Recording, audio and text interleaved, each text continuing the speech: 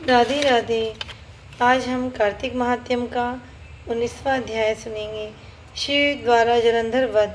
नारद जी बोले, हे राजन, इधर जलंधर ने भी महादेव जी को अपने से अधिक पराक्रमी जानकर उनको मोहित करने के लिए मायावती पार्वती बनाई और रथ से बांध दी। शिवजी ने पार्वती को रथ के ऊपर बंधी हुई एवं निशुंभादिक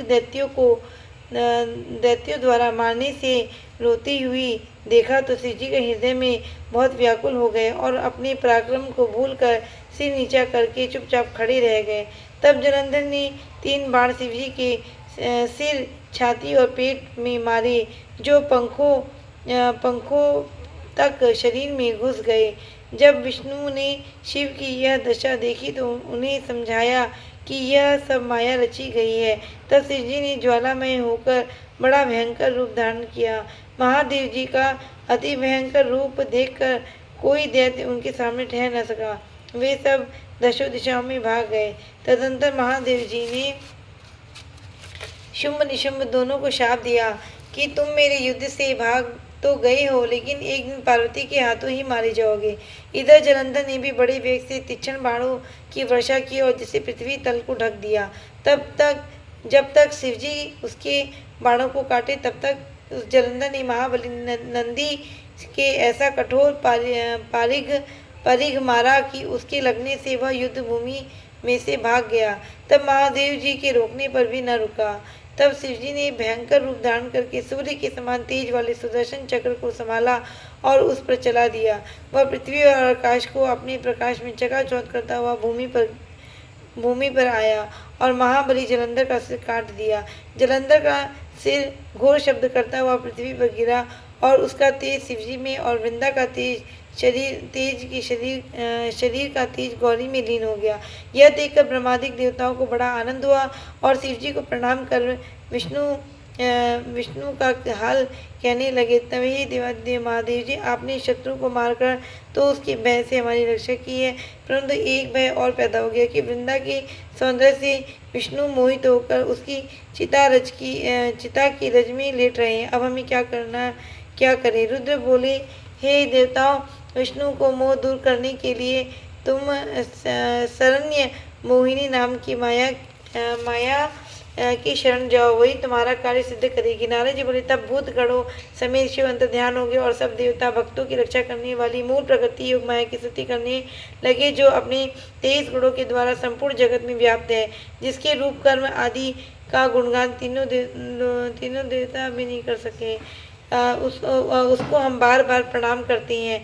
तब इस प्रकार स्तुति करते हुए देवताओं ने आकाश में एक ज्वाला जो 10 दिशाओं में फैल रही थी के महान तेज को देखा। उसके बीच में से आकाशवाणी हुई, जिसे देवताओं ने सुना। शक्ति बोली कि मैं 3 प्रकार से व्यक्ति के 3 गुणों में रहती हूँ, गौरी, लक्ष्मी और सरस्वती। ये तीनों मेरे ही स्वरूप है। इसमें रज, तम, सत्व, ये तीनों ही मेरे गुण हैं। अतः देही देवताओं, तुम उसके पास जाओ, वे तुम्हारा कार्य पूरा करेंगे। नारद जी बोले, राजन, विस्मय युक्त देवताओं ने यह वाणी सुनने पर उसके देखते देखते वह तेज अंतर्ध्यान हो गया। फिर सब देवताओं ने आकाशवाणी के वचनों को मानकर गौरी, लक्ष्मी और सरस्वती के पास जाकर भक्ति से प्रणाम किया। तदंतर भक्त वत्सल देवियों ने देवताओं को शरण में आए हुए देखकर उनको कुछ बीज देकर कहा कि इन बीजों को विष्णु के पास जाकर इस समय उस रज में बो दोगे तो फिर तुम्हारा कार्य सिद्ध होगा। नारद जी बोले, देवता ने उन बीजों को लेकर वहां पर बोया जहाँ वृंदा की चिता भूमि में विष्णु भगवान दुखी होकर विराज रहे थे। 20वां अध्याय। वृंदा की भस्म से तुलसी आदि की उत्पत्ति। नारद जी बोले, राजन, वहाँ देवताओं के द्वारा बोई हुए बीजों से 3 वनस्पति उत्पन्न हुई।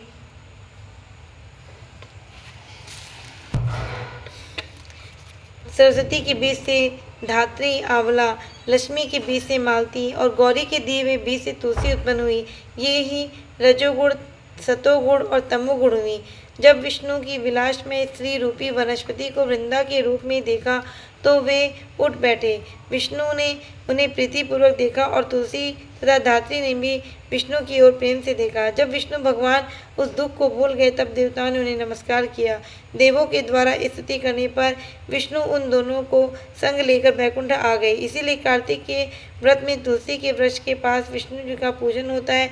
यही कारण है कि तुलसी विष्णु में प्रीति बढ़ाने वाली बनी। तुलसी का वन सब पापों का हरण करने वाला है।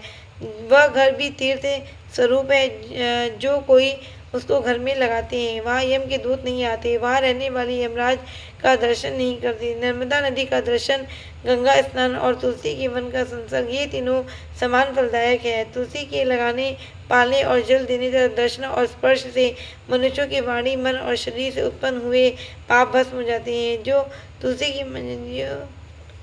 तुलसी की मंजरियों से विष्णु और शिव का पूजन करता है वह गर्भ में नहीं आता, निसंदेह मुक्ति को पा जाते हैं। पुष्कर जैसे तीर्थ, गंगा जैसी नदी, वासुदेव जैसे देवता सब तुलसी में ही रहते हैं। बोलो कृष्ण कन्हैया लाल की जय, मोर मुकुट बंसी वाली की जय। राधे राधे। ये हमारा 20वां अध्याय यहाँ समाप्त हुआ। आज हमने 2 अध्याय आपको सुनाए हैं, 19वां अध्याय और 20वां अध्याय। राधे राधे।